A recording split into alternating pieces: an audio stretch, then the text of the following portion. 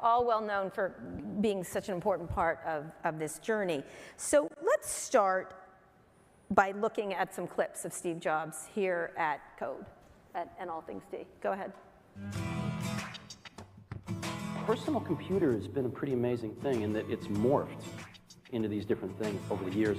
First it was a hobbyist tool, and then the age of productivity began, and that's what really fueled a lot of the growth. But then the internet came along. All of a sudden, the next great age of the personal computer started. We feel very strongly at Apple that there's a third great age of the personal computer coming. It's where the personal computer becomes sort of your digital hub. It's becoming the hub for your photography, your movies, your music, obviously. It's integral to our digital lifestyle.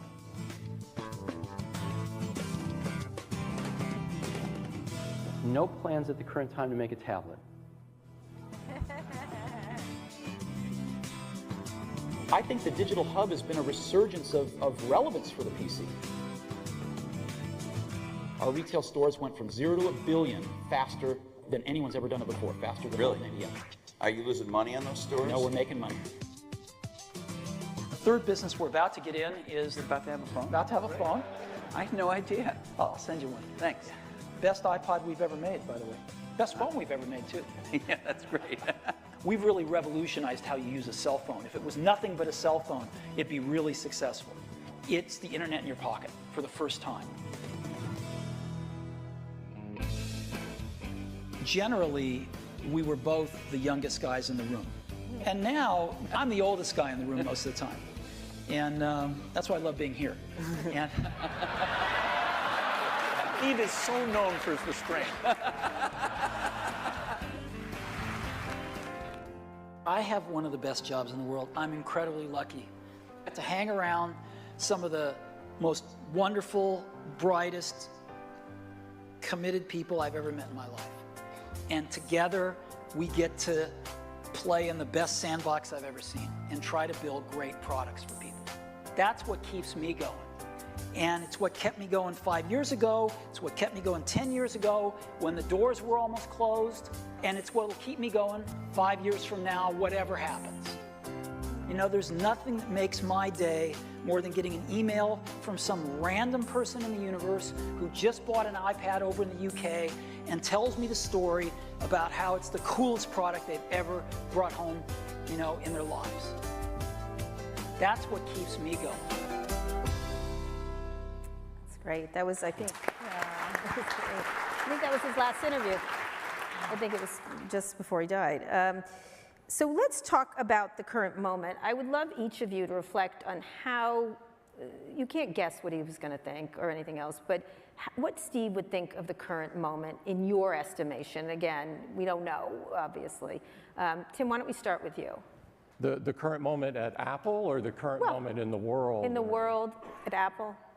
Oh, I think at Apple, I believe and hope that he would be proud over a day like this where we bring out a lot of innovations that are very much on the principles that he laid out and articulated so well. I think the greater world, he would be troubled by a lot of things that he sees, the sort of the partisanship and the division in the world. But I think he would be happy that we're living up to the values that he talked about so much, like privacy, like protecting the environment. These were core to him while we're keeping up innovation and trying to give people something that enables them to do something they couldn't do otherwise, to give them tools to discover their own self and to change the world in their own way. But I think, you know, so I think it would be mixed. And I hate to project kind of what he would think today. I really don't like to do that. But I think, you know, there are lots of challenges in the world today. Mm-hmm. Lorraine? It's true that that's an impossible hypothetical, but because we knew him so very well for a long time, in many ways he inhabits each of us. And for me, often the way I make sense of the world, I have sort of, the resonance of his voice in my head often. He would be very disappointed with the political climate, I would say. Not only the polarization, not only the fact that people are really coming to blows within families and communities and our country, but also just that he loved our country so much. He loved California so much, but he loved our country. He loved the idea of America. He loved what it allowed the individual and the communities to become.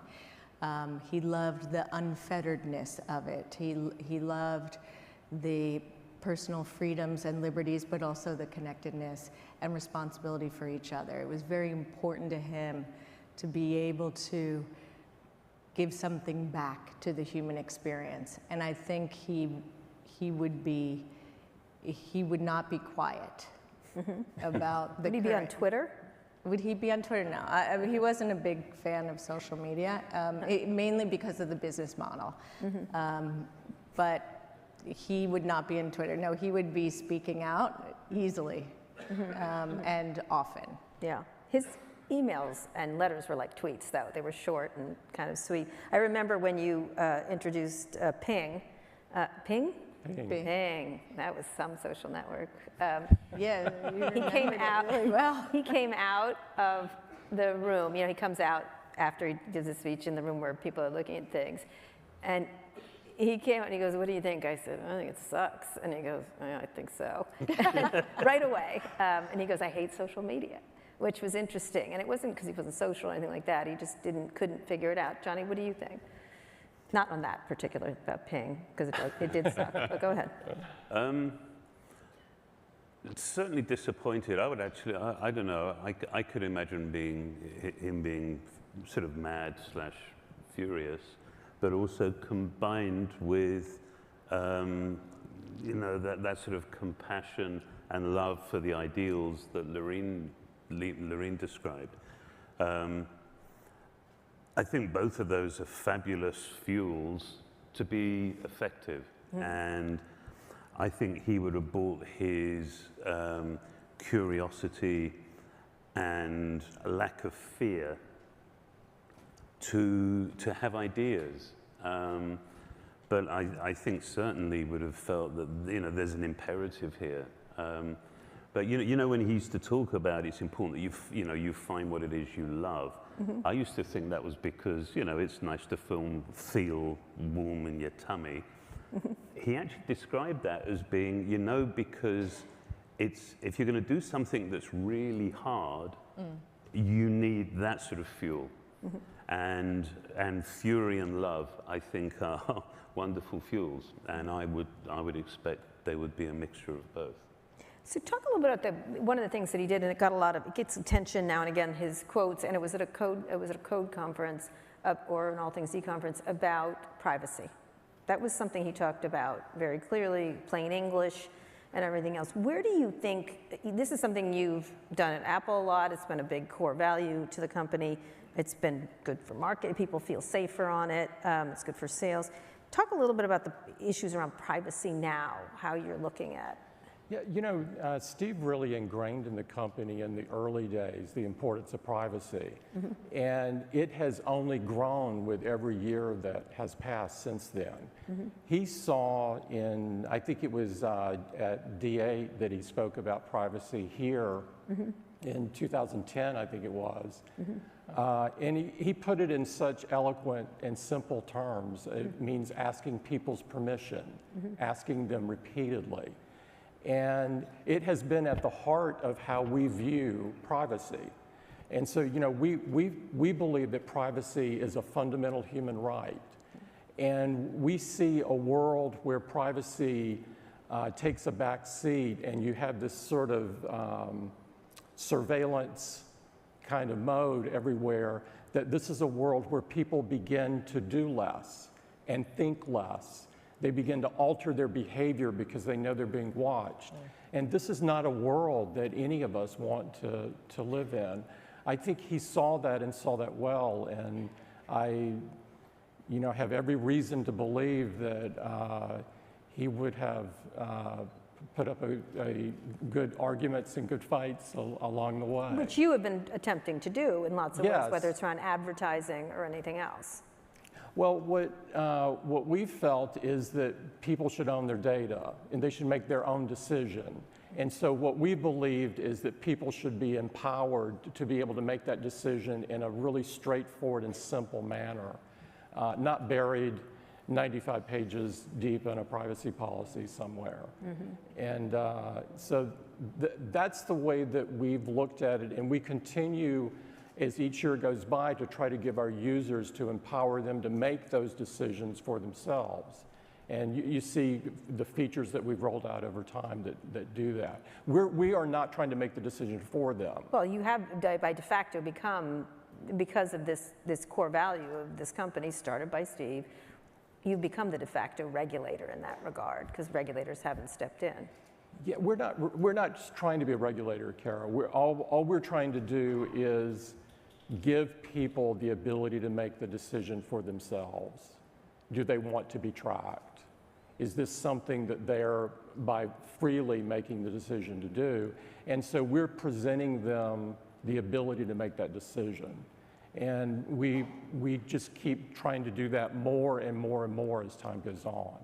So Johnny, we were talking earlier about care, when we talked earlier this week about care and design, and that's another thing, because a lot of the stuff that's been rolled out that have been privacy violations have been rolled out without care. That's, without, I think, without consequences, without intentionality, or just lack of caring about the consequences. Talk a little bit about the idea of care and design. I think care is a tough word in some ways to understand. I think it's easier to understand carelessness, which is, I see, it being a disregard for people.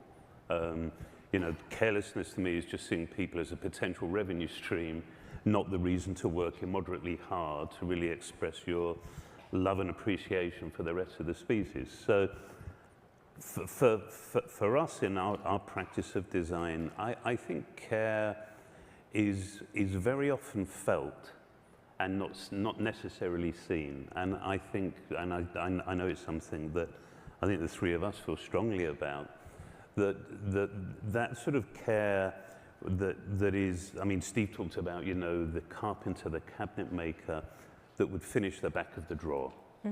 And it's that you're bothered beyond whether something is actually publicly seen. You do it not because there's an economic interest. You do it because it's the right moral decision. And I think particularly as a designer, I think it's very often in the very small, quiet things, like worrying about how you package a cable. You clearly worry about that a lot. Yeah. I worry about that ever such a lot. And, It shows. and Steve worried about that a lot as well. And I think it's that sort of, that preoccupation. When you're sat there on a Sunday afternoon worrying about the power cable that's packaged as a ziggy-zag thing, and you're going to take that little wire tie off. When you're sat there on a Sunday afternoon worrying about this isn't really very good, the only reason, I think you're very aware that the reason you are there is because I think our species deserves better.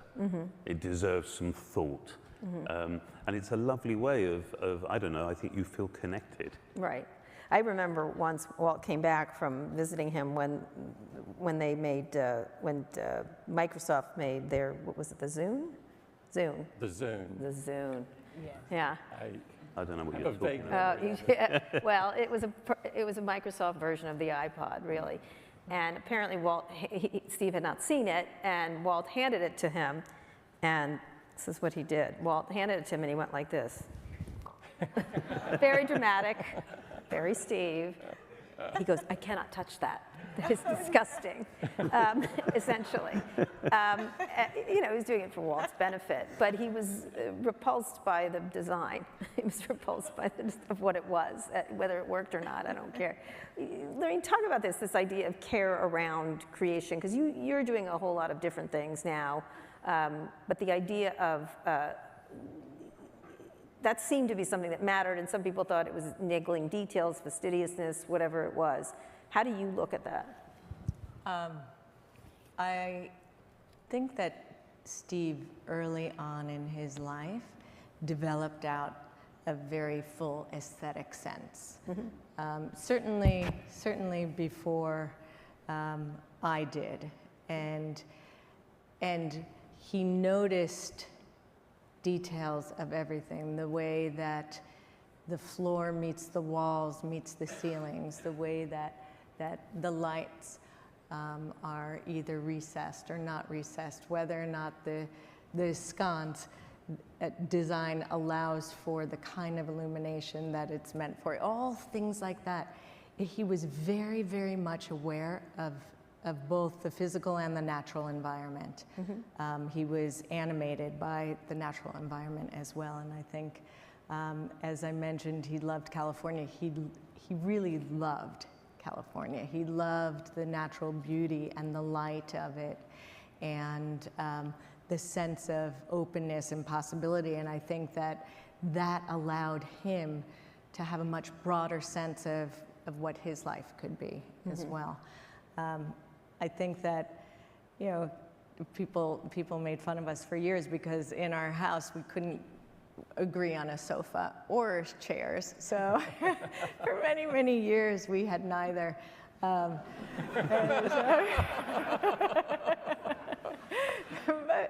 But mainly because we really, you know, there were so many details that we had to agree on.